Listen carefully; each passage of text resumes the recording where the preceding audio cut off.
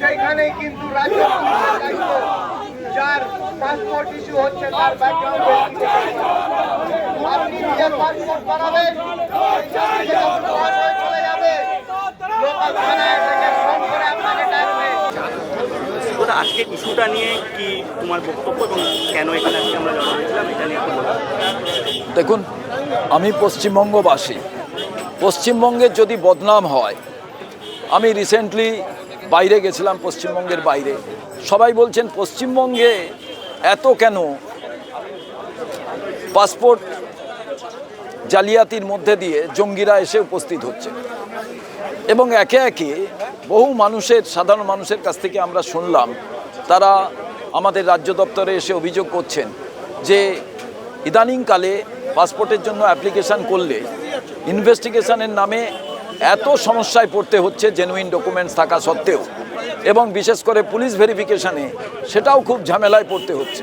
আমার প্রশ্ন যে সাধারণ যারা অ্যাপ্লিকেন্ট আছে, যারা পড়তে বিদেশে যাবেন, যারা চিকিৎসা করতে যাবেন, যারা ব্যবসার কাজে যাবেন, যারা বেড়াতে যাবেন, যারা আত্মীয় পরিজনের কাছে যাবেন, সেই সমস্ত মানুষরা যারা সাধারণ নাগরিক, যারা পাসপোর্ট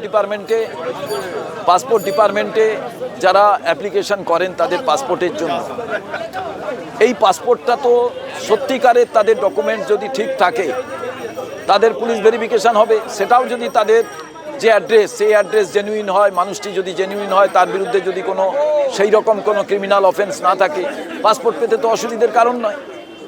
এতদিন ধরে যে পাসপোর্ট এখানে ইস্যু হয়েছে, নির্ঘাত সেখানে এমন এমন পাসপোর্ট ইস্যু হয়েছে যারা জালিয়াতির সঙ্গে যুক্ত, যারা জঙ্গি কাজে যুক্ত, সেটা প্রমাণিত হয়েছে। বারে বারে কলকাতার পাসপোর্ট ডিপার্টমেন্টের নাম এসছে, এবং এই জায়গায় কেন্দ্রীয় সরকার এবং রাজ্য সরকার তাদের দায়িত্ব এড়াতে পারে না। কেন্দ্র সরকার এবং রাজ্য সরকার দুজনেই রেসপন্সিবল অ্যান্ড লায়াবল। তার কারণ এই যে পাসপোর্ট ইস্যু হয়েছে, এদেরই যারা কেন্দ্রীয় সরকারের লোক, তারা ইনভেস্টিগেশন করে অল ডকুমেন্টস দেখছেন, তারপরে তারা ইস্যু করছেন, পুলিশ ভেরিফিকেশান হচ্ছে, রাজ্য সরকার সেখানে দায়ী। তাহলে এবার প্রশ্ন হচ্ছে, রাজ্য সরকারের দায়িত্ব, কেন্দ্র সরকারের দায়িত্ব, তাদের মধ্যে কি কোনো কোঅর্ডিনেশন নেই? আর যদি কোঅর্ডিনেশন আছে তাহলে বুঝতে হবে তাদের মধ্যে কি কোনো এমন ম্যাচ ফিক্সিং আছে যে এই জালিয়াতির সঙ্গে দুজনেই জড়িত। আমার মনে হয় যে পশ্চিমবঙ্গে যদি ফেক আজকে পাসপোর্ট ইস্যু হয়ে থাকে, তার জন্য কেন্দ্র সরকার, রাজ্য সরকার দুজনেই দায়ী আমরা মনে করি। এবং আমরা মনে করি যে পশ্চিমবঙ্গে যে বাইরের দুষ্কৃতিকারীরা ঢুকছে, এর জন্য কেন্দ্র সরকার, রাজ্য সরকার দায়ী।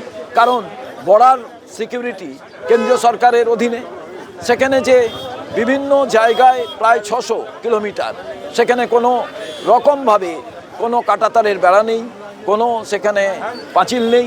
তাহলে এই রকম একটা জায়গায় কেন্দ্র সরকার বলছে রাজ্য সরকার জমি দেয়নি, এবং এই যে জমি দেয়নি বলে বলছে, এর জন্য রাজ্য সরকারের উত্তর কি? অতএব পুরো বিষয়টা রাজ্যের সুরক্ষার প্রশ্ন। সেই সুরক্ষাটা যদি সঠিকভাবে না হয়, তার জন্য দায়ীকে? তার জন্য দায়ী রাজ্য সরকার এবং কেন্দ্র সরকার। আর বিশেষভাবে রাজ্যকে বলবো যে law and order state subject, সেই স্টেট সাবজেক্টের ভেতরে তো কারু ঢোকার কথা নয়। অতএব আইন শৃঙ্খলার যদি কোথাও অবনতি হয়, তাহলে রাজ্যের সেটা দায়িত্ব।